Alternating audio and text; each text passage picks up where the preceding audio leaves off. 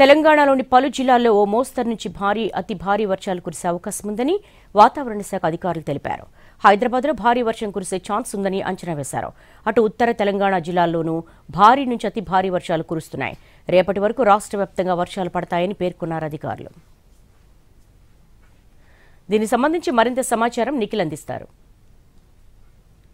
గత వారం రోజుల నుంచి కూడా తెలంగాణ రాష్ట్ర వ్యాప్తంగా భారీ మోస్తారు వర్షాలు కురుస్తున్నాయి. హైదరాబాద్లో గత 4 రోజుల నుంచి మోస్తారు వర్షంతో పాటు ముసురుతో కూడిన వర్షపాతం నమోదవుతోంది. ప్రస్తుతం హైదరాబాద్తో పాటు రాష్ట్ర వ్యాప్తంగా ఎటువంటి వెదర్ కండిషన్స్ ఉన్నాయి, వెదర్ అప్డేట్స్ ఏంటి తెలుసుకునే ప్రయత్నం చేద్దాం. ప్రస్తుతం మనం హైదరాబాద్ వాతావరణ కేంద్రంలో ఉన్నాం. మనతో పాటు ఐఎండీ హైదరాబాద్ ఆఫీసర్ ధర్మరాజు ఉన్నారు. మాట్లాడదాం. సార్, వెదర్ కండిషన్స్ ఎట్లా ఉన్నాయి, వెదర్ అప్డేట్స్ ఏంటి? ప్రస్తుతం కనుక చూసుకున్నట్లయితే రాష్ట్రంలో నైరుతి ఋతుపవనాలు అనేవి ఒక విధంగా చురుగ్గా కదులుతున్నాయని చెప్పొచ్చు.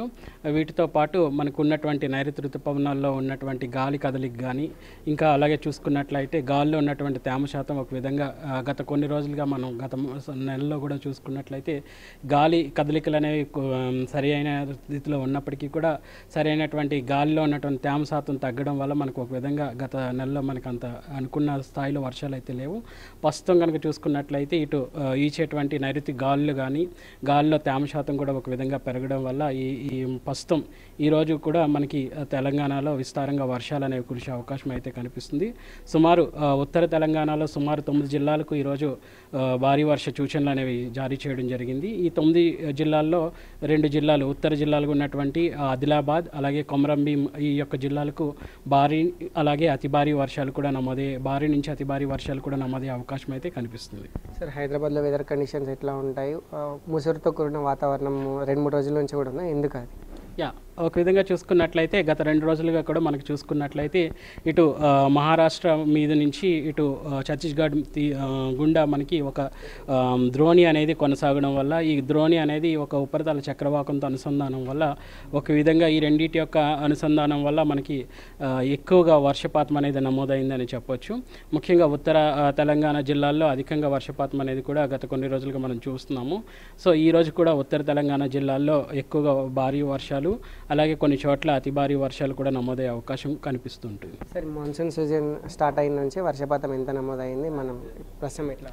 ప్రస్తుతం కనుక చూసుకున్నట్లయితే ఒక విధంగా రాష్ట్రంలో చూసుకున్నట్లయితే నమోదైన గణాంకాలు కనుక పరిశీలించినట్లయితే ఇటు జూన్ 1 నుంచి ఇప్పటి వరకు కూడా చూసుకున్నట్లయితే సుమారు 31.2 సెంటీమీటర్ల వరకు కూడా వర్షపాతం అనేది ఇది నమోదవ్వాలి. ఇప్పుడు నమోదైనటువంటి వర్షపాతం కూడా సుమారు ఇంచుమించు సగటుకు స్థాయిలోనే దగ్గరగానే మనం ఆల్మోస్ట్ ఉన్నాము. సో ఒక విధంగా చూసుకున్నట్లయితే ఒక విధంగా రాష్ట్రంలో మనకి ఇటు లోతట్టు కానీ హెచ్చైన వర్షపాతం అనేది కూడా ఇప్పటికీ నమోదు అవ్వలేదు. ఆల్మోస్ట్ మనం సాధారణ సగటుకి దగ్గరగా ఉన్నాము ఒక విధంగా. Thank you sir.